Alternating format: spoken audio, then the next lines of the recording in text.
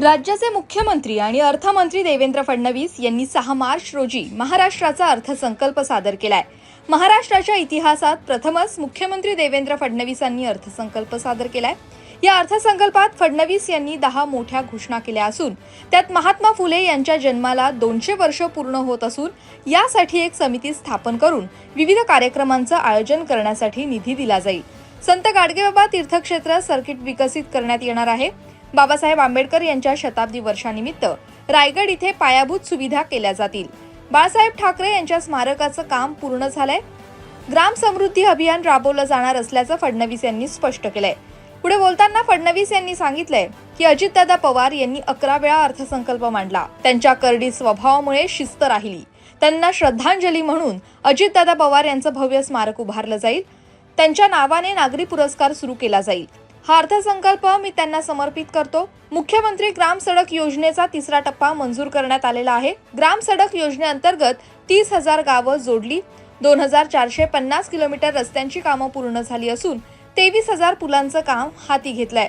मुंबई पुणे जलदगती ट्रेनसाठी तरतूद करण्यात आलेली आहे। गोपीनाथ मुंडे अपघात योजनेत शेतमजुरांचा देखील सहभाग करणार असल्याची घोषणा मुख्यमंत्री देवेंद्र फडणवीस यांनी केली आहे। पाणंद रस्त्यांना मान्यता दिली आहे।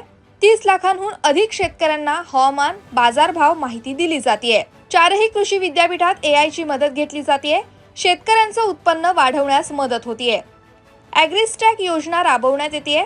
1,31,00,000 फार्मर ID फेब्रुवारी पर्यंत झालेत। 4 वर्षात भांडवली गुंतवणूक वाढवून पायाभूत सुविधा निर्माण केल्या जातील। आगामी 2 वर्षात महाराष्ट्र नैसर्गिक शेती अभियानाची सुरुवात होणार आहे। राज्याचे नवे गुंतवणूक धोरण जाहीर करण्यात आले। प्रत्येक जिल्ह्यात सूक्ष्म आणि लघु केंद्र स्थापन केले जातील। सूक्ष्म लघु आणि मध्यम उद्योग केंद्र उभारणार आहोत। 50 लाख प्रत्यक्ष रोजगार निर्माण होणार आहेत।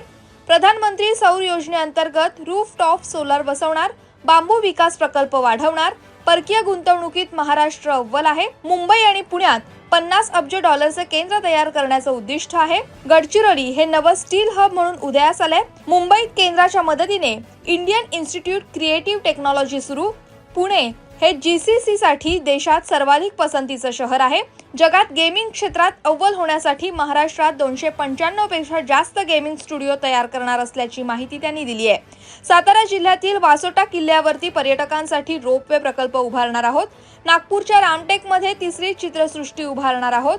मुंबईत अजून एक भुयारी मेट्रो करणार। अटल सेतू मुंबई विमानतळाला जोडणार। राज्यात 1,200 किलोमीटरचे मेट्रो मार्ग उभारणार आहोत। 6,000 किलोमीटरचे द्रुतगती मार्ग विकसित करणार आहोत। 2029 पर्यंत 165 किलोमीटर मेट्रो मार्गिका तयार करणार आहोत।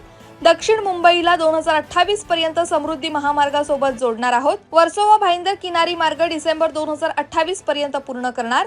पनवेल ते कर्जत मार्ग अंतिम टप्प्यात लवकरच वाहतुकीसाठी खुला करणार असल्याची घोषणा देवेंद्र फडणवीस यांनी केली आहे। कर्जमाफी योजना राबवण्याचं आश्वासन दिलं होतं। 30 सप्टेंबर 2025 रोजी पीक कर्ज थकीत असलेल्या शेतकऱ्यांना 2 लाख रुपयांपर्यंत पुण्यश्लोक अहिल्यादेवी होळकर शेतकरी कर्जमाफी योजना जाहीर करत असल्याची घोषणा देवेंद्र फडणवीस यांनी केली आहे।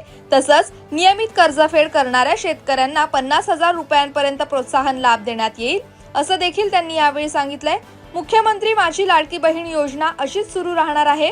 या योजनेकरिता आवश्यक ती भरीव तरतूद करण्यात आल्याची माहिती देवेंद्र फडणवीस यांनी दिली आहे।